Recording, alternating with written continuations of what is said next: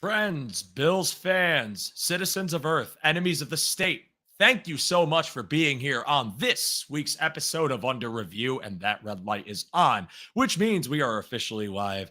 As we navigate through the driest parts of the offseason, we are still looking at some of the factors of this Buffalo Bills team that could be a huge proponent of their success or maybe some of the struggles this upcoming year. And one of the most polarizing positional groups to talk about with this team is the defensive line. And I decided that tonight's episode would be dedicated to talking about this unit, whether we feel they are underrated, overrated, just fine, maybe fine in parts and not others. Really, however, we're feeling about the unit as a whole going into the season, which is why tonight's tagline is Edge Oliver. You know, I had to do it, and that's exactly what it is. And I wanted to keep the Cover One Roundup vibes going into this week. And since they couldn't go live last night, I figured, why don't I bring a little bit of roundup to the show tonight? So joining me is the other half of the show, Mr. David Faux, as the two of us will discuss this D-line in depth. I am very excited for this episode. I hope you are too. And thank you all so much for being here as we go into this topic. Without further ado, let's go. Previous play will go under review.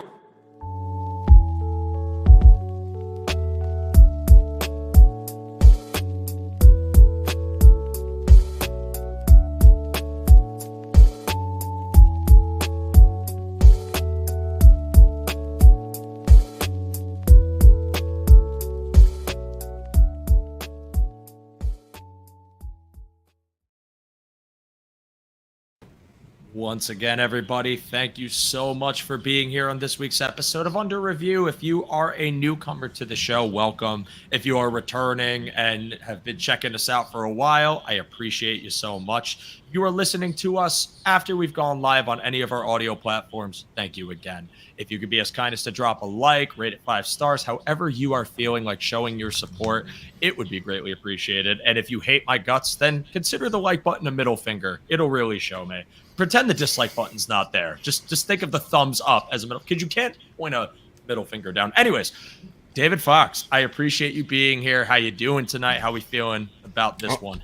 I'm doing good. I'm glad you had me on. You've now had the entirety of the Cover One Roundup in the last 2 weeks on your show. We might as well call the Cover One Roundup the Cover One Joe Up. With that, is that the right way to go? I don't know. Roundup. There you go. That's there right. We go. One of those two. We'll figure it out in post. Yes. But yeah, no, it's just good. We couldn't really. I'll be honest. We couldn't figure out what to talk about last night. We were just like, I got nothing. He has nothing. We're not going to force something onto this. You know, it's the off season. It might as well be the off season. Let's just relax, go about on Monday night, and just have some fun. Now, it also gave me an opportunity to watch my baseball team. You just, before we got started, were complaining about the Yankees. I'm a Phillies fan because my mom's from Philadelphia. So, yeah, I'm doing great. Yeah, you're having a wonderful season. You're honestly, the Phillies are just on a different level right now. And I mean, I've always liked that roster a ton. And I my roommate is a Phillies fan. So like, I've watched a lot of their games. And somehow, whenever I come home from work and he's watching a game in the living room, Aaron Nola is pitching. It happens every single, I'm not joking, every single goddamn time it's Aaron Nola. I don't understand why, but that's just how it kind of breaks down. And like, I've seen the roster play. I was rooting for them in the World Series a couple years back. I was rooting for them in the NLCS too. Like, they're a likable team if you're not like a Mets fan, which I'm not. No. And yeah, and my Yankees rants could be seen as spoiled, but I was telling David before we went live that the Yankees do a thing every year where, like any baseball team, they slump. However, when a Yankees slump happens, it's not just only bad. It is quite literally the ugliest brand of baseball you will ever watch in your entire life. It's terrible plate discipline. It's over-aggression when you don't need to be aggressive, and docileness, I guess that's the word, when they're supposed to be aggressive. I'm talking about Gleyber Torres. Anyways, this is a football show, and we're going to talk about football now. And we're going to talk about this Buffalo Bills defensive line, a unit that I feel has received both praise but also criticism. I have said on the show numerous times some of my concerns with the pass rush, but in a deeper dive and with more of an understanding of the construction, it feels like there is a chance that this unit could actually be underrated. So I thought it'd be fun to just give our thoughts on this line with some analysis of the players, with some of the interesting topics and re-signings. But let's start this off with just an overview of the line, David. And I'm just curious about your thoughts going into this year about the way it's constructed and how you're feeling. So I do think that there are a lot of interesting and good pieces on this defensive line that are both that kind of hit all the different ranges in terms of age and experience, right? Obviously, you have like Greg Rousseau, who's entering into his fourth year. Fourth year? Yes, his fourth year. He's entering into his fourth year. Yes, I can do math. You have AJ Epinesa, who I kind of expected to get paid somewhere else, especially after the season that he had, having as many, he had a decent amount of sacks. He had a lot of passes defensed for defensive linemen. I just sort of felt like, hey, Chicago just went and got Montez Sweat. They could use somebody opposite of him who can be consistent. I felt like that was an easy fit, and especially with Eric Washington going to Chicago, I was like, AJ Epinesa, it's easy. And then he came back to Buffalo. I was like, okay, I'm into that. You've got other guys like DeJuan Smoot and obviously Dwayne Carter. There's, and of course Ed Oliver, right? I mean, if we're talking about the defensive line as a whole, we got to talk about Ed Oliver. And we will. Yes. If you have me on your show, you're going to talk about Ed Oliver. That's just a fact. The very quick side note: people who are long time Roundup fans know that the first time that I did the show with Kyle back in 2021 was after the Thanksgiving game against the Saints, where Ed Oliver played great because he always plays great on Thanksgiving, right? And this was a show that I had to fill in for Rob Quinn for. It was very last minute, which really set the tone for how we do our entire show. And I had seen parts of the show because I would watch them before Monday Night Football came on. Mm-hmm. And Kyle is Kyle, and Rob is just very kind of stoic, stone face, like didn't do a lot with Kyle's hijinks and dry sense of humor. But I meshed perfectly with that, and I knew that I would. And I wrote out on a piece of paper in my very god-awful handwriting, Ed Oliver is good. I put that to my camera. Yes, that's a classic. That's a classic cover image, by the way. And I use that so often, as much as I possibly. I'm still waiting for it to get retweeted by someone important one of these days, like Amina Kimes or someone just put me out there, get this out there. The shitty little JPEG of my shitty handwriting. Ed Oliver is good. But overall, anyway, getting back to the discussion, defensive line as a whole, I like a lot of the parts and pieces of it, and I think there are parts that are kind of underrated. I think that there are parts that have a lot of potential, but I think really more than anything else, not to spoil this entire discussion or whatever, but more than anything else, I think a lot of this success of this group is going to come down to just health more than because obviously, Greg Rousseau started off really well last year and had an overall solid season, but his foot injury really hampered him. He wasn't quite the same difference maker that he was at the start of the season. Again, he was still good and still contributing in good ways, but it wasn't the same.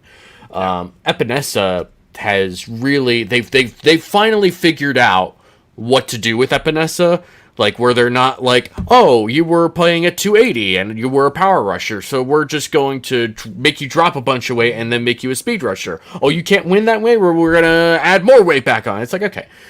Now that we've figured out how to make him work, and you have him at least for 2 seasons, right? All right, there's something there with that. Having somebody like A.J. Epinesa as part of your rotation is a good thing. This is a solid player at this point.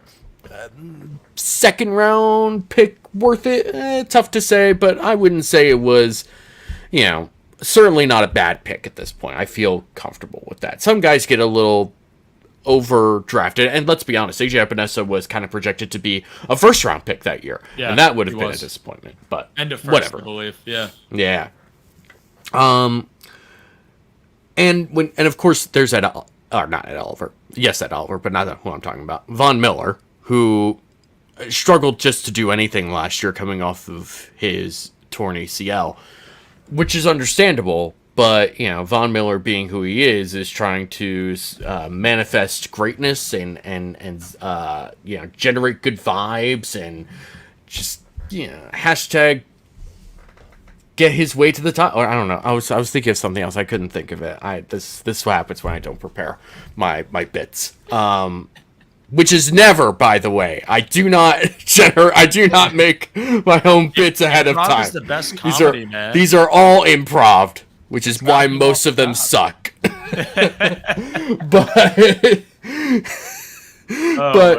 Von Miller, like a lot of he just wasn't where he needed to be last year. And it was obvious from the time he tried to come back onto the field to the end of the season when he just was not contributing at all to this team. So can he be healthy? Can Groot be healthy? Can the rest of this defense, can Daquan Jones be healthy? Health, to me, is sort of like priority one. And that kind of sounds at times like a cop-out answer, I think. But I think in this case, it kind of just is what it is, right? We saw health impact not just the defense as a whole, which it did, but especially the defensive line, where Daquan Jones is out for almost the entire season. Von Miller just was never healthy at all at any point, and Greg Rousseau was playing through an injury.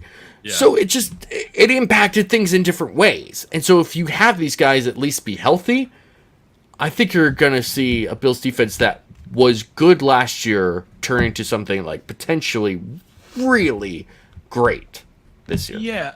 And I'm glad you ended with that too, because that's kind of the crux for my evaluation of the defensive line is I'm whelmed with the current construction only because of how many question marks exist, but also knowing that the answer that's a good answer to each one of those is a really high ceiling player.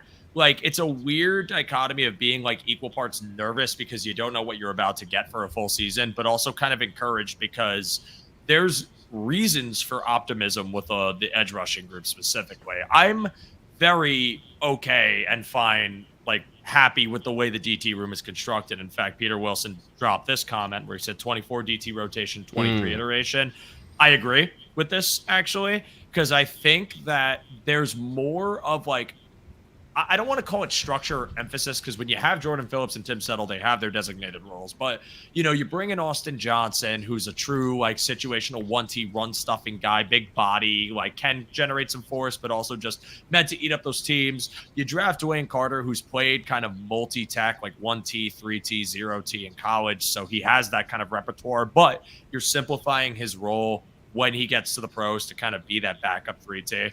And you talk about, obviously, your top starters in Daquan Jones and Ed Oliver, who, when both were healthy, were not just good, but genuinely an elite D-line that I'm very disappointed ended up getting hurt in that, well, at least for Daquan Jones, got injured in that Jacksonville game. And I think that unit I have a bit more confidence in, only because I think Daquan Jones's injury, again, being a season ending and he is getting older, is still something that I think he can bounce back from a lot better than he would for something lower body and specifically knee or, Achilles, something along those lines.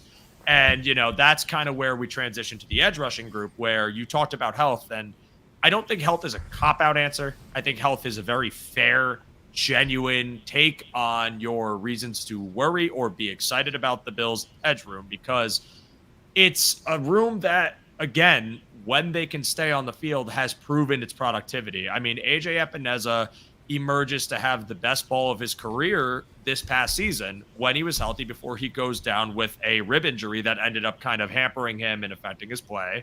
Rousseau, I mean, the Miami game was the last brilliant shining he had of a stretch of really solid play before the foot injury takes him out. Leonard Floyd, when he was here last year, dealt with a foot injury too, so the productivity for him kind of dipped off after a point. Now he's gone and you're replacing him, and you're hoping that Von Miller can kind of bounce back after having the brace on and just not being himself for an entire year, which I think people were really surprised by that. And I wasn't. I think like I was hoping for a flash or a rebound from him, but ultimately it didn't come back. And he's also in his later 30s, and it's a long injury to rehab from. So I kind of like, I wasn't like shaking my fist at Von Miller because I kind of like got why it was a problem. I just didn't think he should have been on the field. I think there should have been a coaching decision to kind of like, all right, this dude is clearly not 100%. Like, we got to sub him, which they eventually did. So I think like my overall feeling of this line is just being kind of whelmed because I think there is the floor exists. I think you could fall through the floor if the injuries mount up again, which is a realistic possibility.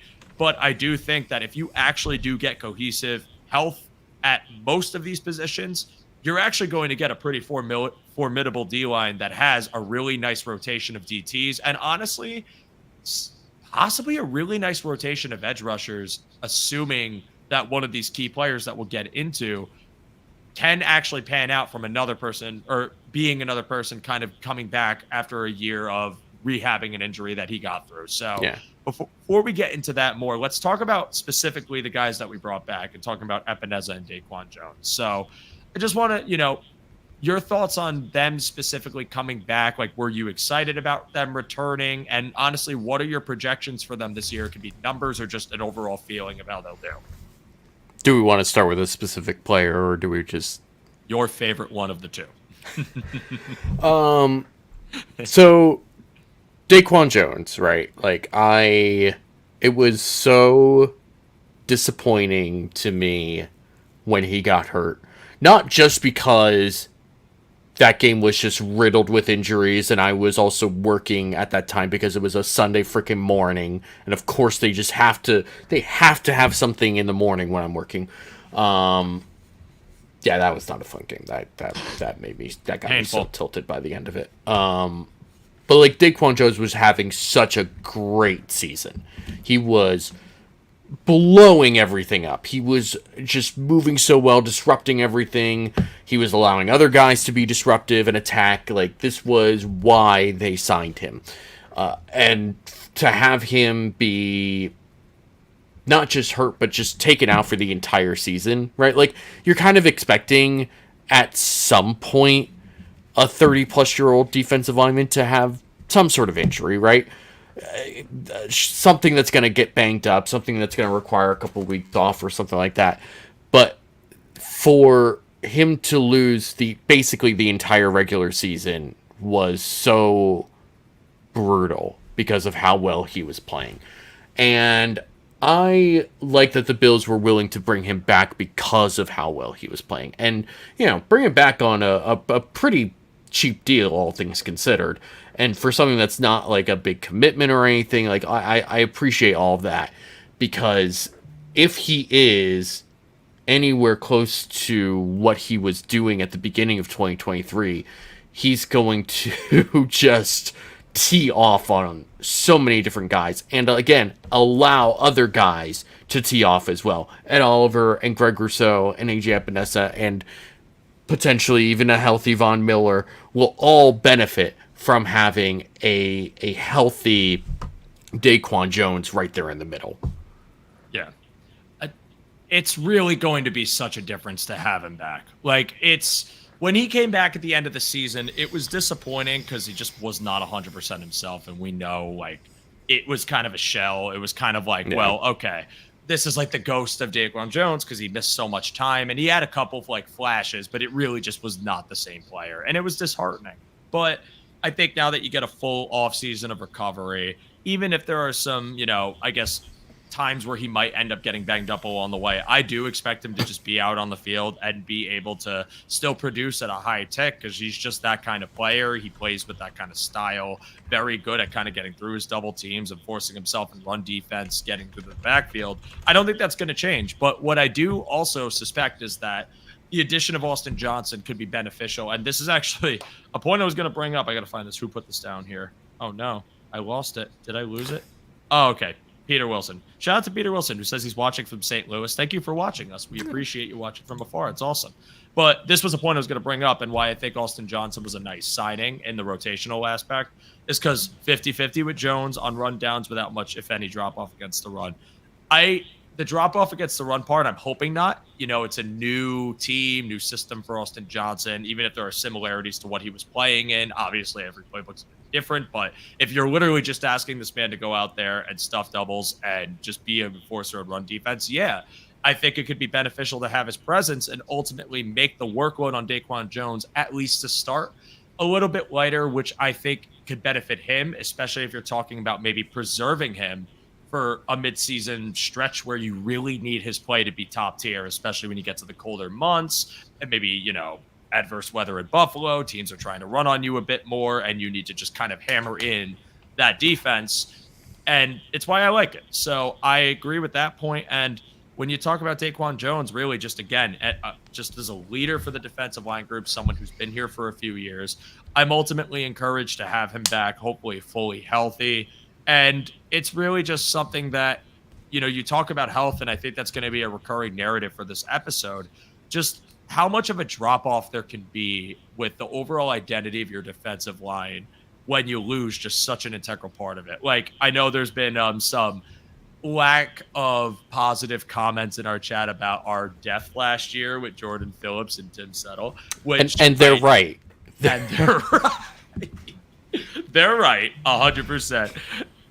It was bad. It was bad for a very long and crucial stretch. That New England game doesn't look like the New England game we remember if Daquan Jones is healthy on the field. Like, Jordan Phillips was literally being, asked to move, and he was following. That's how bad the run defense was. And they made Ramondre and Zeke and the quick hitters from that Patriots offense look like they were the greatest show on turf when it was Mac Jones and co. fighting to survive in the AFC and failing. It hurts, but we have to learn from our past. And what we learned is that our depth was not great when it had to step in last season. And it's why you don't want to lose someone that was so integral to the identity of your defensive line, which is why I'm rooting for Daquan Jones to, stay healthy. And then when we flip the topic over to Epineza, I have a lot of reason to be encouraged by. I think that, again, there's been a slow, steady climb in how he's progressed to a point where I'm kind of getting this vibe that he really is going to have kind of a Floyd-like trajectory of being a late bloomer. Maybe not to the same impact, but something of wow, he's really playing his best ball in his later 20s and early 30s. It took him time, but he got the transition down, and now he's finally settling in his role. And one interesting thing, I went on PFF, not for a grade, I promise. Please, we're not doing that on this. I figured you were better than that. Well, okay, so I've used grades, and people on the show could check me. I have used grades before, but it's not my end-all be-all, I promise you. When I first started out in this sect, I definitely did use them more than I should have, and I learned very much the hard way that you don't. So I have embraced the old me to learn from my mistakes. But what I did find was I used pass rush productivity as a stat just whenever I talk about D linemen, because, again, I think it's just a very fair metric for when you talk about overall production when they're on the field, even if their sack counts don't reflect it, but really if you want to get that full combination. And even though Epineza got hurt, so he didn't qualify to be in the 50% of this, he was only going to qualify for the 20% of qualified edge rushers. He was still 27th in pass rush productivity, which I still think, when you talk about the hundreds of names on that list, is something worth noting.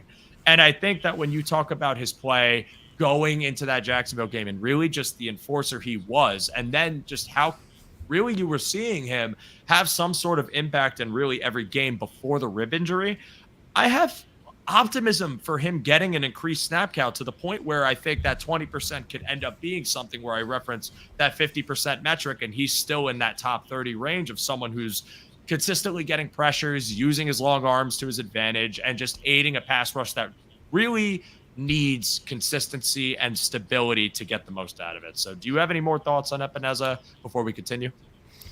It's interesting seeing him developed at this point, right? Like having to watch him go from he had a promising rookie season, and it really felt like he was going to build on that in a big way, and he just couldn't and didn't, and it kind of felt like he disappeared a bit for a year there and kind of a year and a half. And then this past year was like, okay, when AJ Epinesa is out there, I'm not like watching him to kind of see like when he screws up, right? Like it's more like, okay, he's out there and he's just part of the defense. He is just a part of the defense. He's not, becoming a liability. He's not somebody that people just sort of run towards or whatever. Like this is just another part of the defense, and that's what he needed to turn into. Mm-hmm. And now that he's there, and now that his original team has like put enough faith in him to give him a second contract, albeit a short one, but a second contract regardless. Like I think that will kind of maybe open things up a little bit more as well. I think there is still a little bit more in the tank for AJ Epinesa to grow and develop. Not like, a ton more. I'm not calling him like a 13 sack season type of guy, but he had 6.5 sacks at the end of last season. It's 6.5 or 7. I guess it just depends where you look. I had 7 on mine. Of course, half sacks exist and don't exist depending on the site. so 6.5. Well, I'll call it 6.5 because I said it was 6.5. 6.75. There you go. And I think that there's room for like 8, maybe 9, if they turn into just a freaky defensive line that's getting like 50 plus or 60 sacks or whatever. I could see him getting into the 10 sack range, but that would be like a cap, right? Like that would be the highest that I would reasonably predict him to get to. Mm-hmm. However, I think that that's within the realm of possibility. And I think that another year and kind of switching around parts of this defense, I mean, the amount of turnover that's happened on the defensive coaching staff in particular is really interesting in the last 2 years. Because, I mean, the big one obviously being Leslie Frazier leaving after 2022 and Sean McDermott just sort of taking the role of defensive coordinator in 2023. And then bringing in Bobby Babich, who's been on this team for a while, bringing in some other guys who kind of signal. I mean, I'm sure you've talked about this on your show. I know we've talked about it on our show, kind of signaling a potential shift towards a little bit more man coverage on the defensive back end, which, can certainly potentially help the defensive line as well, just by disrupting timing and all that sort of stuff. But those are all sort of parts and pieces that all come together to make a whole, and how all of that affects the individual players on the defensive line will be interesting. And there are some players who kind of, like an Ed Oliver, who don't necessarily always need to have all the things around them be at 100% in order for him to succeed at a high level. Whereas somebody like AJ Epinesa is sort of like, it's better for him to be in a good situation than for him to be like somebody's edge 1, and or even trying to be like a high value edge 2, there's having him as like a between edge 2 and 3 rotational type of guy is probably his best place that he can be right now. Yeah, I agree with that assessment, especially talking about him being more of a better in a product where his environment's going to enhance his play versus just being a game wrecker. I don't think he'll consistently be that game wrecker, but I think he can have his moments in that regard. I will say I'm getting more and more confident with the idea that Epinesa could finish the season with 10 sacks. And I think and I'm glad you say it's kind of something you see as being realistic, because again, the pace he was on to still walk away with 6.92543 sacks this year. And you see that on a limited snap count. He only had 208 pass rushing snaps specifically. In a league where, you see some of the higher tier guys hitting in upwards, I think the highest one I saw was over 600, and then you had some in the 500s, and really just the amount of workload these guys are getting and how little Epinesa has gotten in his career, to seeing now that they have a 2-year deal to bring him back, making a point that they wanted to get him to keep the continuity on the D-line going. I think an Epineza that plays, less than 50% of the snaps and walks away with 7 sacks is poised to kind of reach bigger heights and maybe hit that 10 plus mark when he ranges in like maybe the higher 300s or 400s, even if they really lean on him. It's something that I'm really excited to see this season because, again, when we talked earlier and I mentioned the question mark of it, I think the high ceiling, one of those guys really is Epineza, doing more with his higher snap share, doing more with more of an establishment of him being that starter, and ultimately proving that the 2-year deal is a bargain and he plays, again, more of the best ball of his career, which he's given you every reason to kind of believe that even though it's been incrementally, he is going to reach another height or at least another level that you could trust him to maintain that role. And if, he doesn't, it's not really the most consequential of contracts, but just seeing some of the more advanced stats and seeing some of the flashes he's had this year in a rotational basis, I think more of a lean on Epineza will be good for both the team and him. And it's something I'm really excited to see and hoping can pan out. So that's my Epineza thought. You have any other thoughts on either of these two gentlemen before we carry on to a much less positive discussion on a certain edge rusher? But I say we move on. Okay, let's move on. Von Miller, a name that was, I think, as far as discussed amongst Bills fans, has reached the highest of highs and the lowest of lows in a very short period of time. In 2022, he was exactly as advertised. He was an absolute menace in terms of pass rush productivity and actual production. He was in the top 10 in both of those categories prior to suffering a very unfortunate and pretty much unlucky ACL injury in Detroit because he got stepped on, pivoted the wrong way, and boom goes the dynamite, or in this case, the ligament. And with Von Miller, he comes back and is just a complete shell of his former self. I mean, call it what it is. He doesn't have the same bend. He doesn't have the same explosiveness. And it's incredibly disappointing. But again, something I prepared for, I'm not sure if everyone else did. Talk to me about your expectations for Von Miller this season and whether you think he will return to form or if the ghost of Von Miller will haunt us for one more season. I am probably a bit more optimistic than the average Bills fan about Von Miller and his return in 2024. I think that he will be, at the very least, a good contributor. I don't know if he's necessarily going to have the same sort of pace that he was having in 2022. And, man, just watching him from that season. There was a point not long after 2023 season ended where I went back and watched Von Miller from 2022 and just realizing, especially in that Chiefs game, how much he impacted that game in particular, where he just absolutely abused Andrew Wiley and really forced some critical stops of Mahomes in that game. And I don't know if he will be that type of player again. However, I think it's possible. I would say it's probable that he's not as useless as he was in 2023 either. And I think that he will find a way to be a solid, if not just good contributor. But I think the type of player that we were getting in 2022, it seems unlikely and unrealistic to, and probably just too hopeful to get that type of player back at this point in his career.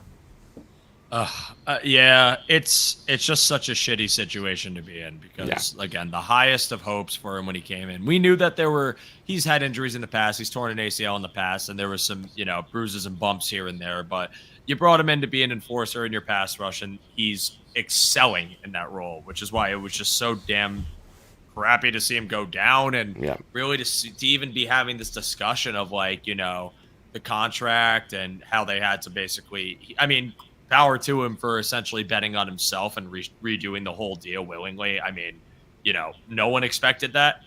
And it was pretty wild to see that he is even taking the initiative to say, okay, I got to be better this year, so I'm going to basically get paid to play my best, which thanks, because that helped us out a ton in a year of cap hell. And I share a similar optimism because I'm just a naturally optimistic person and everyone hates it. It's a flaw. We can work on that, but I do try to be realistic, which is why I'm going to say I agree. I don't think it's 2022 Vaughn. 2022 Vaughn was like the prized possession, everything you ever hope for, fully healthy version. I don't think that comes back. I think you have reason to say it could because we saw, even though it's a different position, Trey White come back from his ACL tear after kind of being in a similar boat where he came back halfway through the year. And even though he wasn't dreadful, he also wasn't Trey White. There was definitely almost a bit of end lag in his play where there was just some sort of lapses in coverage and unconventional ways he was getting beat that you just weren't expecting. I want to say that Vaughn can have that, but what I really think will happen is you'll see a better Vaughn from last year that might give you some juice in a rotational role. I just don't think he's going to be a double-digit sack guy. I don't think he's going to be, the Von Miller of old, as much as I think, true pass rush specialist. That's all you're asking him to do. That's all you want him there for. Until he gives you a reason for you to believe that he's back in his old form and that his run defense is stout and that, the release is good and the bend is there and that he's really forcing and wreaking havoc on, all the tackles. I just don't think it's something where it's going to be more than just a true specialized role for him to start. And honestly, with Gregory Rousseau and AJ Epineza, I think it is a nice little way to kind of enforce your confidence in them as well and say, hey, we got Vaughn here. Vaughn's the vet. Vaughn obviously is an experienced guy, but you two are our guys. You're the young bucks that are taking over this edge room. Please, show us something and let Vaughn help you out. And I think that dynamic could be really good for everyone involved because you don't end up putting too much on Vaughn's plate when there's no reason to really trust him with a full plate, while also kind of saying, hey, you're our guys, let's go. And maybe building some confidence in these young players like Rousseau and Epineza who can maybe run with that, prove themselves, and ultimately, because of the shown confidence, play their best ball, which, again, it's an optimistic take. But we've seen flashes from guys like Gregory Rousseau where they really do play great, and it's just an injury gets to them. And it's frustrating because, it's been a very hot and cold D-line saga the past couple of seasons where you've seen some of the most elite D-line play you've had since the cold front, and it just goes away almost in an instant because someone gets hurt, can't play a week, there isn't enough depth to really overcome the loss, and then here you go, you're talking about it again as an uncertainty. So Von Miller, will he return to form? It's a question everyone has. I'm going to say there's a 50% chance. No, I'm sorry. I'm going to say there's a 25% chance that he returns to old Vaughn, but a 75% chance that it's a old Vaughn that can be good, but you're definitely not getting Super Bowl caliber Von Miller. And that's kind of where I'll leave that. And honestly, more than anything else, I would so much rather Von Miller be good down the stretch than to start off, right? If this is something that just takes a little time for him to get fully integrated again, okay, it'll be frustrating and tough, but I'd rather have him down the stretch when things matter in the playoffs than, getting put out there on some Sunday 1:00 game against New England, right? There's no point in overextending whatever he has left in order to try and do something in the regular season when you could clearly win in the regular season, even when things are stacked against you if you're Buffalo. The question is, can you actually push it over the edge in the postseason? So, right. Which is an uncertainty and really I want to say, majority, if not just half the reason you brought him in the first place is because he's a playoff performer, and you didn't get that in either of the two seasons, and you really were hoping for something from him when the lights turned on and you had Kansas City come to town, and it was just like there were flashes. And I remember Anthony and Eric posting about some of the moments where he was like actually kind of looking like Old Vaughn at times, but it didn't lead to anything significant. And also, like, you know, again, you're talking about flashes and not consistently dominant pass rush. So I really hope I see something from him, but I am very relieved that the contract has been reworked, because if we were talking about Vaughn under the same money, this would be a much more pessimistic, depressing discussion. But really right now, what you have is a rusher that it's all incentivized, well, mostly incentivized contract. And if he doesn't live up to it, the burden you bear is no longer that bad. And like, you can cut your ties and ultimately try to restructure the room. But I want to carry this conversation to something a little more positive, and that's surprise contributors. So there have been a myriad of new faces added to the room, some that, you know, have yet to play a snap and some that have been in the NFL for a few seasons. And I'm curious if you have a performer on the D-line, could be one of those guys, or could just be anyone else you could think of that could essentially be just a surprise contributor. Maybe fans don't expect it, definitely not national media, that you're looking forward to seeing and hope it works out. So I don't. No, actually, I'm not going to say him. I'm going to say someone else. And that's going to be Austin Johnson. Because Austin Johnson's been a very solid player since he's gotten into the league. When the Bills originally signed Daquan Jones before 2022 started, Austin Johnson was also on my radar as someone like, hey, this is somebody that you can get as a solid one tech, you know, fits into this scheme really well. Yeah, he ends up going to the Chargers, and like the rest of the Chargers, really struggled. But I think that he is a genuinely good player, and having him as your rotational guy, as opposed to Tim Settle or Jordan Phillips, like, that is such a bigger upgrade, in my opinion, than what they were from where they were, right? God, Tim Settle was such a bum. I mean, I don't like just you know, shitting on a particular player or whatever, because I think there's a lot of different things that go on to really just sort of target a specific player. But God, just what an unfortunately useless signing that was. And that was one I was really excited about, because I remember Tim Settle was perfectly good in Washington as part of their rotation, and he had a really good preseason in Buffalo that first year, but man, just did not do anything. And Jordan Phillips, I feel like even going into 2023, some fans were still living in that 2019 10-sack season that he had, and we're still like, but Jordan Phillips can still do this. And it's like, no, he really can't. Like, he just is not that guy anymore. And and the other unfortunate thing with Jordan Phillips is he still thinks he's that guy, and still like trash talks like he's that guy, and still has dumb penalties that you can't excuse anymore because he's not that guy. Oh, so the Tampa Bay penalty, man. Just side note, that almost Hail Mary doesn't happen. Almost Hail Mary doesn't happen, and I was just very angry at that very poorly timed penalty. Yeah, and I will not miss that. Please continue. I'm sorry. Now, Austin Johnson, on the other hand, does not appear to have all of those same issues. One, because he's still a good player.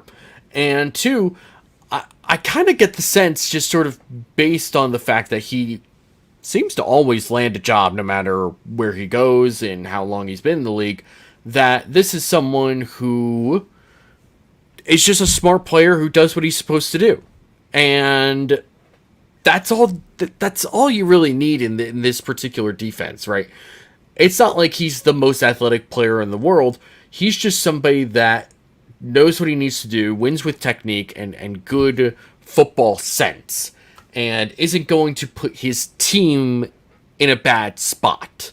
And for a rotational one tech, that is almost quite literally the most you can ask for.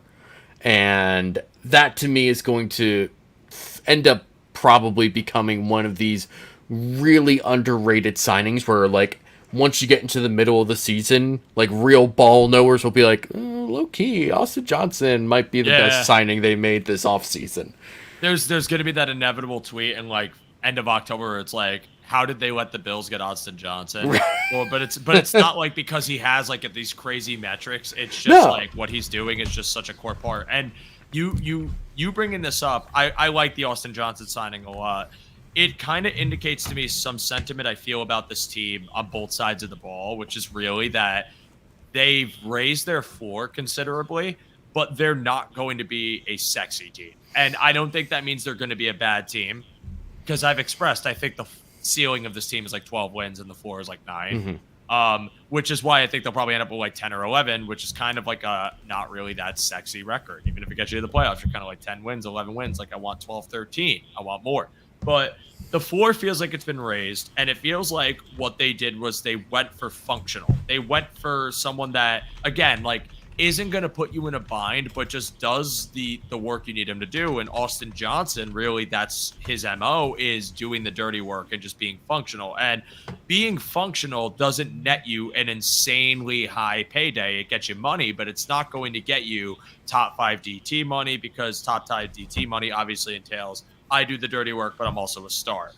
We're not expecting this guy to be a star, but when you're talking about what was the need for the Bills with Daquan Jones coming back and hoping to stay healthy, it's someone who does the dirty work and someone that, if used right, can really offset the burden on Daquan Jones. And I think Johnson's going to do that, and I think he can do it well because he's proven he's done it well. Now, it's, again, new teams. This can always go south, but I think when you look at the sensible, smart option, it was him. And I'm glad they did it. And I think calling him, a surprise contributor is a very fair point, because I don't think people, I think people like the signing. I didn't really see much negative about it because it wasn't really a totally massive implication signing, but really like structure. He's not a polarizing player. He's not somebody that like a lot of people are like, oh, I have a ton of takes about Austin Johnson. And it's like, I think everyone kind of acknowledges like, yeah, he's a solid player. And I think when like career solid players go to actually good teams, you can kind of potentially see a really big jump in how well they can actually play. And honestly, Daquan Jones is kind of a great example of this. Like, Daquan Jones was a really solid, good player throughout the majority of his career in the NFL. But it wasn't until he got to Buffalo where it really looked like, wow, this is somebody that can be a genuine disruptor and a really difficult to block type of player as well. Yeah.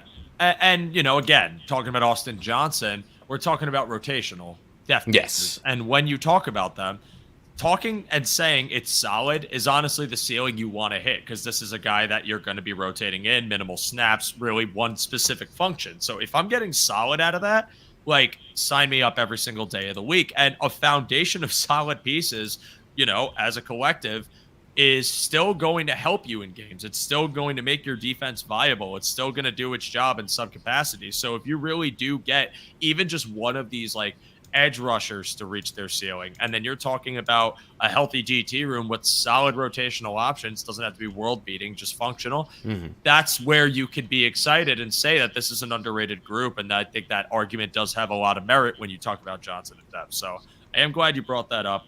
I'm going to continue my point, because I do have an interesting option, or at least a couple of options that I can mention. But before I do, two handsome gentlemen on the other line want to tell you all about the one pass, and I think I'm going to let them do it. Their names are Greg Thompson and Aaron Quinn, and they have a message for you. Gentlemen, what do you got? Many people ask us the best way to support us here at Cover One, and that is to sign up to become a Cover One Pass member. That contribution helps give us the access to all the data and information we use to create the content that you love. And I think most importantly, brings you into our community of insiders. It's a great community based on Slack. I know a lot of people don't want to be on social media anymore or be in on those conversations. We bring all of it to you right in our great community of educated fans. And most importantly, you get access to our content creators. Even better than that, everybody loves merch. You get awesome t-shirts, a cool decal, and a letter from the Cover One team signed directly to you. all for $60. That gets you the entire season, next year's free agency and draft. $60. Click the link in the description. Cover One Insider. Become one today.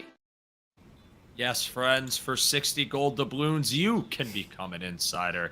That one passes the lifeblood of our network, as it allows us to have all of the access to all of the resources that we use on a day-to-day basis for all of our shows and written articles. So if you are not a member, I implore you to sign up. It is a very exciting time to be a One Pass member. And for just $60, you will have access to some awesome discussion pretty much 24/7. So I encourage you. And if you're already a member, thank you. We appreciate you. And David, I realized I said something before that sounded super pretentious. I said, I have an interesting point. I could not think of a sentence to get out of my mouth. So I said, I have an interesting point. That sounded very vain.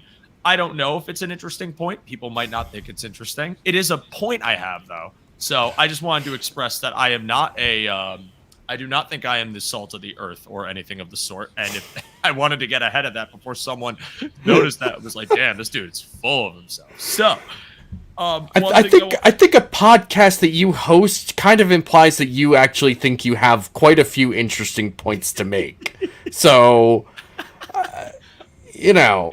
Yeah, I just didn't want anyone to think like, damn, this dude sucks. But anyways, going off what you said too, I'm really glad you brought up Daquan Jones and talking about kind of his role with other teams and how he was always a very solid player, and then he ends up coming to Buffalo and playing really the best ball of his career. And I think that this is just a topic that like kind of gets overlooked in the world of free agency signings, and kind of really when you get to the back end of the value and like the lower tier contracts and how they really could just be surprises. It doesn't always work out this way, but like I look at teams that are really just slumping and struggling, and I see valuable pieces that you could drop into a rotation. And then I think, well, it's great because you're going to get this guy for a really low contract, because even if he did play well, the stats aren't going to be the top of the market, something that you pay over $100 million for. But also a team with a bad record always nets a little bit of a discount. And I kind of had that like argument for Matt Collins being a bit more effective as a receiver in Buffalo than years past, because even though I don't think Matt Collins is going to have 1,500 yards or anything ridiculous, but like talk about solid, functional, you know, you got him for a very reasonable deal on a team that had a very poor passing offense because the quarterback was having a hard time really seeing the field, getting the ball downfield consistently, and more depth guys like, you know, the likes of Matt Collins, or even if you want to talk about Van Jefferson, might have had numbers. And again, this is not my overall evaluation of these players, but their output and production profiles might have suffered as a result when they could have been a little better on a more higher caliber team and end up getting a better payday and more recognition. So with, you know, a guy like Matt Collins, that's kind of the idea I have, where it's like, yeah, he's not going to be this earth-shattering wide receiver one, but he could be effective at times. He could be a downfield threat at times. Like the blocking component could be great. The special teams component could be great. And you got him for a really cheap deal. So when we talk about a guy like Austin Johnson, it's kind of that same mindset. The Chargers bottomed out this year. You know, they lose their starting quarterback. You don't really give them as much attention. And guys that are really functional, fair pieces end up not really getting the shine, and you can get them for cheaper contracts, and bada bing, bada boom, you have a rotational one tech that, if it's going the way we think it could go, end up being big contributors. And here you go. So I'm glad you brought that point up. But my underrated player, I have a few. So it's not just one. I'm sorry. It's fine. It's your show. Smoot is going to be the first one. Okay. And I think it's underrated because there's two reasons. The first one is versatility over the line. Again, when we're talking about uncertainties in your pass rush, uncertainties maybe in run defense, as Roy brings up here, will the D-line do a better job against the run? It hasn't been good for 6 years now. I am a firm believer that this is just philosophy. And really, like, the Bills have had a low-tier rushing defense and ultimately have had good scoring defenses, and defenses that are very good at bearing down in situations where you need them to prevent touchdowns and really only give up 3 or maybe stall drives out at midfield. So honestly, it's not the biggest concern for me. I know a lot of people do worry about that when they see it on paper, but it's, as long as it's not so bad that like it's 32nd in the league and you could literally run for like 10 yards a carry, which would never happen, I'm good with that. But what I will say is I like the addition of Smoot. I think Smoot is overlooked because when you talk about his Achilles injury, it's kind of the same vibe that you got from Vaughn, the same vibe you got from Trey White. He came back last season. He only played I think it was around 12 games. So he had a pretty decent sample size, but you're coming back from an injury that kept you out all year. You're still working back and trying to find your groove again, your stride. And really a guy like Smoot who can play edge, who can play interior, there's a lot of responsibility for you to get slowly work back and find your rhythm at multiple positions. So it's not the best numbers, but when you go back to 2021, his last fully healthy season before the following season where he actually takes his Achilles gets injured and he misses the year, he was a productive pass rusher and he wound up with 6 sacks on 402 pass rushing snaps. And when I looked for pass rush productivity, which he did qualify for 50% of total snaps, he was 29th in the league at edge. So there is a reason to believe that fully healthy Achilles recovered Dwayne Smoot actually has a good amount of pass rush juice in his game where you could actually see him as a valuable, even integral part of your rotation. He's not going to be your starting edge rusher. I don't think that. But again, the narrative of solid, talking about unsuspected contributors that maybe actually have a much better year than people suspect. Dwayne Smoot is one that I think is actually going to really turn some heads and say, wow, like that, again, another sneaky, underrated value signing from the Bills that ended up getting a guy who's been a very reliable guy for Jacksonville for so many years, ends up coming in and really cleans up in certain pass rush situations, or maybe it's just a very stable run defender. And again, the versatility, talking about, well, okay, if one guy goes down, he could sub in for a few reps, maybe at 1 or maybe at, I think it was more 3. I think he was playing more 3 in Jacksonville. I have to actually look that deeper, but sure, someone who at least plays interior a bit more, I think that is something that I'm very excited to see, in the sense that I'm hoping it's more of a luxury and not an absolute need, because I want the health to maintain and praying that everyone could stay on the field. But that is one option. And then I'm going to say a name. It's been mentioned in this chat a few times. I mentioned it on the show. It is a rookie, and it's Javon Solomon. I'm really, really excited for Javon Solomon. I think, speak your truth, Joe. I'm really excited for Solomon. The more I learn about him, the more I watch of him, I'm really freaking excited for this player. And I'm excited for this player because, again, I think it's another example of just a prospect being overlooked because of a hyper obsession with measurables that, yes, they matter. But when I'm looking at the way he plays and the way he uses his body, I'm not seeing a guy that I think is going to have this crazy, insane regression in the NFL. Do I think that year one he's going to come out and have 20 sacks? Absolutely not. Do I think he's going to be the starting edge rusher? Absolutely not. I think year one of Javon Solomon is, again, rotational, but the long arms, the myriad of pass rush moves, the insanely high motor, the ability to get under pads and recognize pad level, and kind of the fact that you have a long arm guy who's only 6'1", which is kind of funny. And also, like, I just think could be really beneficial if you coach him up to use, is going to be a lot of fun. And where I view him as valuable is being, again, a pass rush specialist. I don't think he, again, will be top of the line, but when you're talking about subbing in because maybe it's a 3rd and 8 and you want as much juice on that line as possible, this is a guy that I actually see having a lot of productivity. And Mike Malley brings up an interesting point. Is he a legit edge or is he a niche player?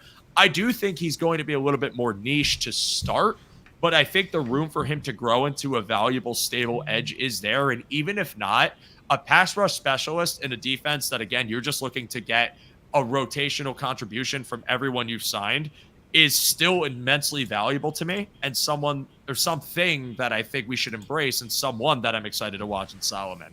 And I could do a whole episode about Dwayne Carter. I won't. I just really love the Dwayne Carter pick. I was a huge fan of his tape. I was a huge fan of him. I think he seems just like a genuinely great dude, like an awesome guy, team captain. Everybody freaking loved him. But now you're getting this guy who I was actually hoping could be your eventual Daquan Jones replacement just as a rotational 3-tech, and he also has good pass rush juice. This is another player I'm super excited to watch. Again, I think he's going to be a bit of a rotation, but I'm like I said before, the floor of this team to me feels like it's raised, and I am looking forward to seeing how the depth contributes to the whole product of this D-line. So those are my guys. David, you got anything else? You got any more thoughts before we carry forward? I think that, we're getting really interested in someone like Javon Solomon, 1, because he's a rookie, and 2, because he, well, of all the things that you brought up yet, the speed, the motor, all that fun stuff. Casey Toohill is someone that shouldn't be left out of these conversations because, one, I think that he's a solid player. Maybe not a great player by any means, but just a solid player. And I think when you're looking at cutting down a roster, right, like, sure, there's probably teams that'll be interested in Javon Solomon. There's also probably a bigger chance that another team is more interested in getting Casey Toohill because he's a veteran and because he's a known quantity rather than getting Javon Solomon at the end of training camp. You know, if we're talking about like a team that needs another defensive end for depth because some guy is going to be hurt for a couple of weeks or whatever, or maybe even half a season or something, you'd rather probably give that spot to someone like Casey Toohill, who you know what you're getting from him, versus someone like Javon Solomon, who's like, this is a really interesting prospect with a lot of interesting tools at his disposal. Is this really going to work, though? Like, is this going to be like a Josh Uche, or is this going to be like an Aaron Maben sort of situation? Like, and I don't think he's actually going to be as bad as Aaron Maben. That's not what I'm trying to say here. But I do think that there's a lot more risk with someone like Solomon, and that's fine when you're a 5th-round pick and you're a rookie and you're on a defensive line that has a ton of guys in front of you. And cool, take a chance on someone like that. That's fine. But there's also just sort of looking realistically, pragmatically, like if you're talking about constructing a roster, keeping someone like Toohill on the roster as a more guaranteed guy versus Solomon, who knows how many NFL teams are going to be like, yeah, let's grab that guy off waivers at the end of training camp. You know, it's just, I don't know the likelihood of that. And maybe they'll surprise all of us and end up cutting Smoot because he's not really recovered from his injury. Who knows? These are the sorts of things that have to be shaken out during this time. And we'll kind of see how that all goes. Not to hijack your own comment section, but I will respond here. Do we keep 4 or 5 DNs? I think historically speaking, they've kept at least 5, right? Yeah, because last year you had Leonard Floyd, AJ Epineza, Rousseau, Von Miller. Was Jonathan a part of the active roster when the season started? Shaq Lawson was another one, I know that. Was Von Miller a part of the active roster when the season started? Or no, was he on not. IR to return or yes. PUP? No, he did have the 4 games, so then you had Epineza, Rousseau, Floyd, Shaq Lawson, and then I think Jonathan was your 5th guy. Yeah. And so I would say at least 5. Yeah, it is at least 5. I feel like I'm blanking on one more name, and it's going to drive me nuts. But yeah. But yeah, no. To answer that, I think there's a world where they can both coexist. If not, it's a practice squad designation. Again, this is one of those things that I'm going to be keeping an eye on when we go into training camp too, because yes, Toohill is the stable option. Toohill has been like a proven rotational piece for years.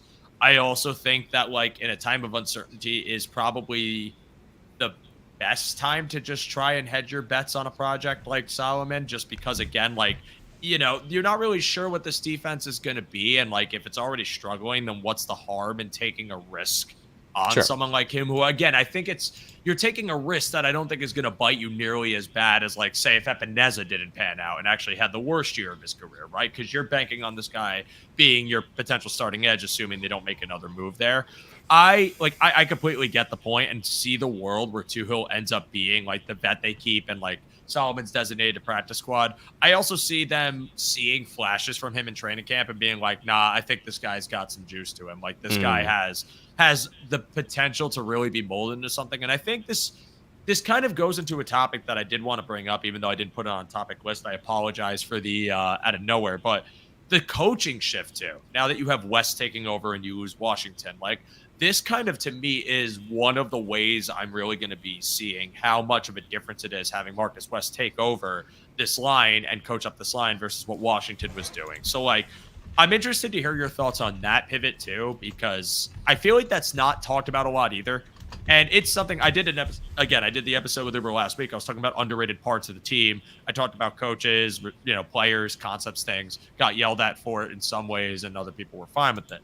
But that's another underrated piece that I didn't think to put on that list, but I kind of wish I did because, again, positive coaching to that line is very much needed. And if you actually get something from this guy that makes it, even though he was an assistant for so many years, even if you get something from him that ends up helping this line out as a whole, I really do believe that's where you can start seeing that ceiling reach. So what are your thoughts on that transition? Something that, again, is on the back end and maybe not talked about as much as it should be. Yeah, it's interesting because of the fact that Eric Washington wasn't fired. He moved on, right? He became a defensive coordinator in Chicago, and, people can... I think originally, I don't want to strongman this too much, but I think there were some people, not a lot of people, but some people who were like, oh, another coach that leaves Sean McDermott because he can't be under the thumb of Sean McDermott, blah, blah. And I'm like, he got a promotion. You guys understand that, right? This is a promotion for an older coach who, if he wanted a job, even a head, pie in the sky head coaching job one day in the near future, this is the sort of thing that he would have to do. Yeah. And side note, I'm sorry to cut you off. Yeah, go ahead. Chad Hall made a lateral move because the lateral move ended up having more opportunities for promotion, which can happen in companies, but we don't want to acknowledge that either because, oh my God, he left for the same position. Sorry, go on. Also, the Jags receivers last year were so terribly inconsistent under Chad Hall. And I love Chad Hall, but whatever. Yeah. Anyway. Buddy who's a Jags fan is watching this, by the way. Sorry we insulted the Jags receivers. It's 100%. Are we wrong? You're going to sit here and you're going to tell me that I'm wrong? She wore a crown and came down in a bubble dog. But it's true, though, dude. I'm sorry. Go on. No. It's absolutely true. But I think with this new crop of coaches that are now in there, first of all, they're younger, right? And not all of them are these sort of immediate McDermott connections, right? They're the previous guys like Eric Washington. They were guys that were obvious hires because of the connections that were made in Carolina. Leslie Frazier in a similar way, right? Because they were together in Philadelphia. Those sorts of things make sense. And I think as McDermott has gone along throughout his career in Buffalo, you've seen him shift more from NFL veteran coaches that he knew throughout his time, more towards guys that fit his sort of philosophy and his sort of culture. And I think the other thing to consider here is that a number of these coaches, not all of them, but a couple of these coaches that came to the Bills this past year are guys that are from the college ranks. Yeah. And I think that the way that college football is shifting and changing, I think some coaches are kind of looking at that and being like, I don't know if this is really what I want to do. I don't know if I necessarily want to spend the majority of my time, which was already being spent recruiting players and not necessarily coaching players. I don't know if I want to spend a ton of time then recruiting players by just offering them money, Yeah. That's sort of what has changed the most over the last couple of seasons in college football. And you'll probably see a shift more towards fewer conferences. We were already seeing that with the death of the Pac-12. And RIP. Yeah, God. Still, I really was hoping they were going to win the national championship and have that be the final middle finger to just this whole debacle that is college football right now. You don't want our conference anymore? Cool. We'll just win the national championship, and that way you have to always acknowledge us as we die. Stanford playing in the East or something? Which team from the West Coast is playing in an Eastern Conference this year? I remember reading that. I don't know if that actually ended up happening. I think Stanford is in the ACC. Yeah. I'm pretty sure Stanford is in the ACC. I know USC and Oregon are in the Big Ten now, which is insane. Or no, it's USC and UCLA for sure that are in the Big Ten. I don't know if they added more teams, but I remember those two being like the first two to kind of check out of the Big 12. Which, like, all these coastal teams, and then Stanford. Which, like, for the record, USC and Michigan State being able to play each other, the Spartans versus the Trojans, if they don't brand that as, like, the Great Greek Game or something like that, and have, like, rival frat houses, like, play stupid games in the pregame before that game starts, they're missing so many opportunities.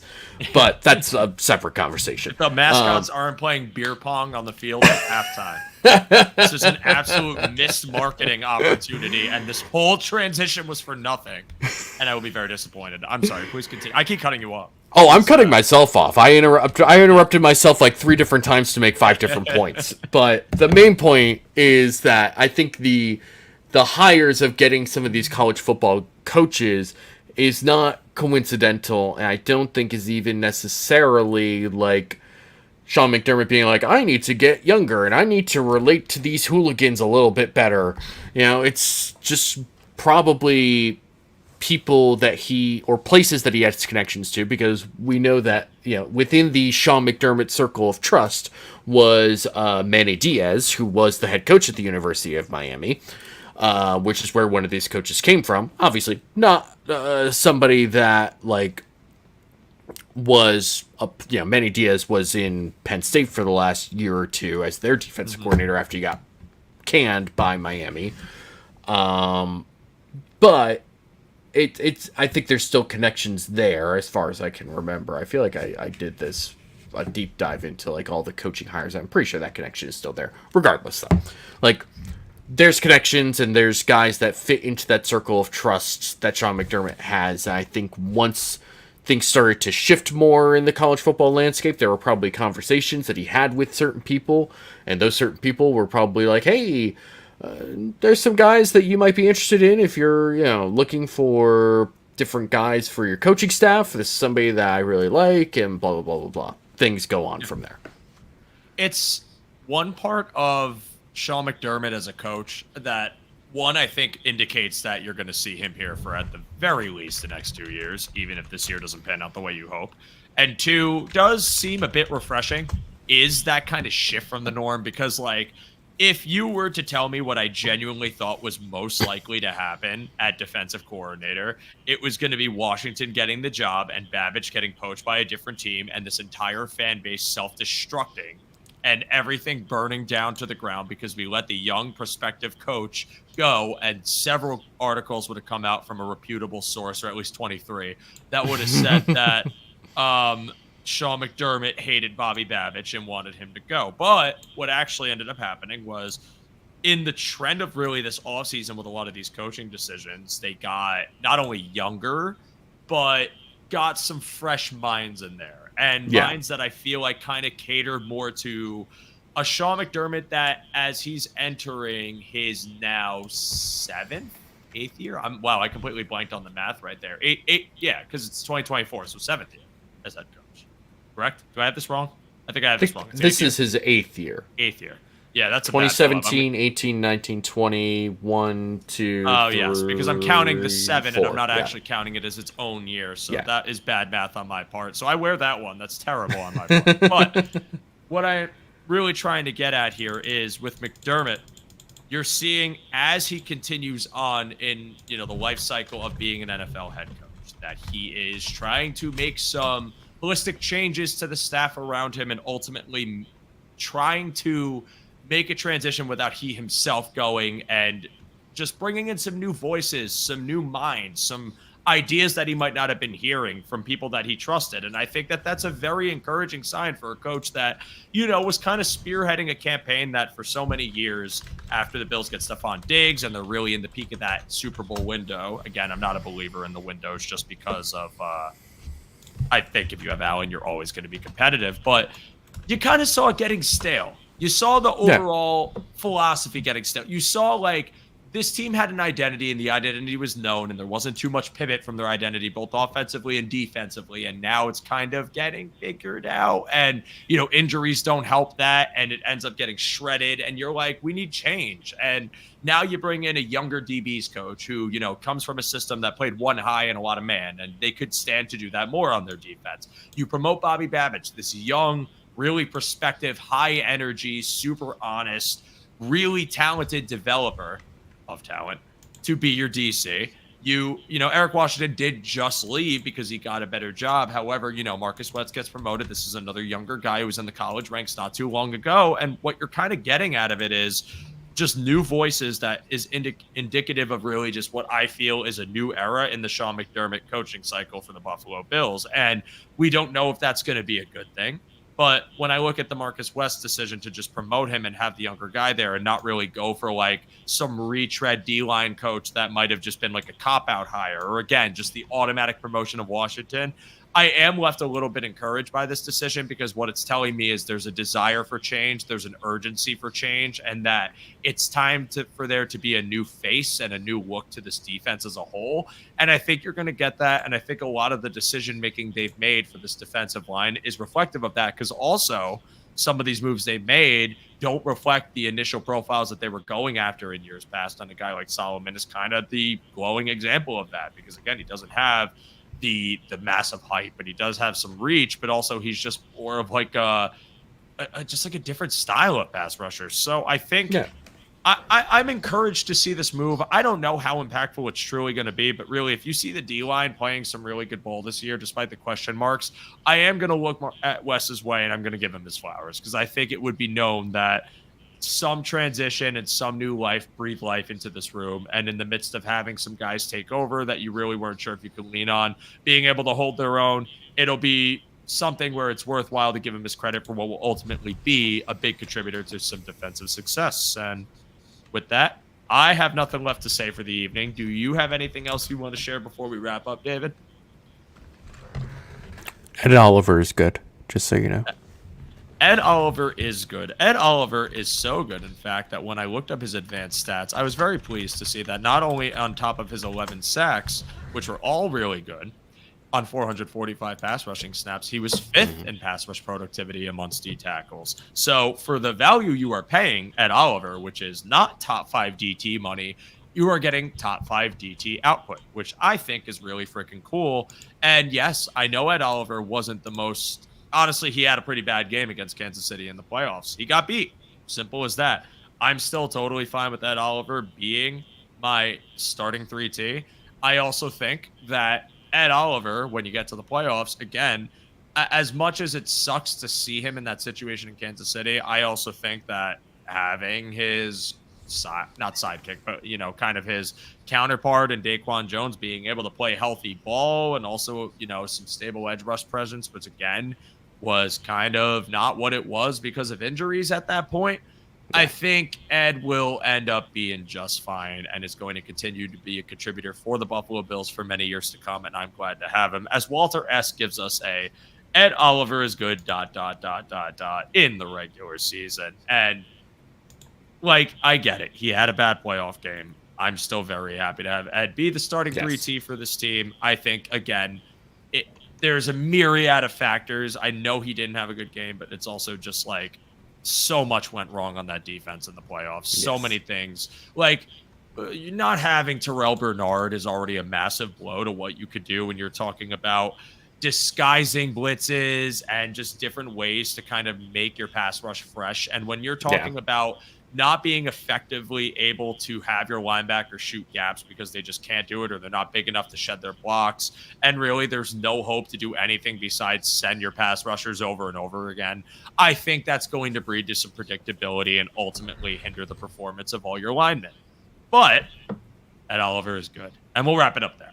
David, thank you so much for being here, my man. This was an awesome show. I had a lot of fun talking about the D-line with you, and I think it's going to be a really, we're going to watch it closely. We're going to hope it pans out, whether it does or doesn't, one thing or another. I don't think this is a complete unit yet. I really do think this is also kind of like the foundation for what could end up being a really solid room in the future. So I'm going to say I'm whelmed. I'm going to say I would say they're a little bit underrated. and with room to be wowed or room to be like, damn, no, they're rated. They're definitely rated. But tell the people where they can find you and any final thoughts you may have before we go. You can find me at TFAUXY on the old Twitter website. You can also find me on Monday nights with Uber Hansen talking on the Cover One Roundup at 7 p.m. We will, in all likelihood, be back next Monday night. We did not have a show last night. We will probably be back next Monday night. I don't know with what, but we'll probably figure that out. So, oh my God, Joe Gravois, really? That is so annoyingly funny and bad.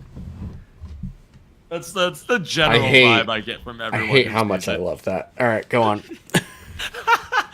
Uber loved it, by the way. When I talked to him after the show ended last week, he was a huge fan of it. I didn't say I wasn't a huge fan. I just hate it as well. Sometimes you can hate things so much that you love them, or just hating them is somehow still loving them. Like the Yankees. I hate them, but I love them. And they're down 6-1 right now. As I was talking to David before the show about how they frustrate me when they slump, that seems to be a nice full circle moment to see that they are living up to the very low expectations I have for them currently. And we appreciate all of you guys watching. Thank you so much for being here this evening. If you enjoyed this week's episode, feel free to drop a like. Again, if you are listening to us on podcasting platforms, 5 stars or a good rating is all we need.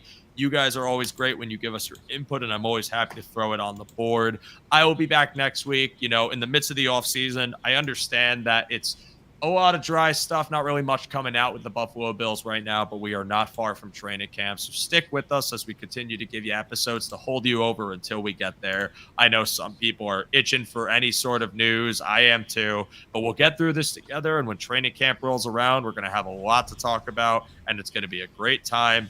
And a lot of takes will come out and a lot of frustrating tweets will come out that we are happy to bring on the show to either disprove or further. So for me, you could find me on Twitter at @show_DeRosa. I tweet about the Bills. I tweet about random stuff that you don't care about. And I am here every Tuesday evening on Under Review, as you can clearly see. Thank you all so much again. We hope you all have a lovely evening. Take care of yourself. And as always, go Bills. We will see you soon.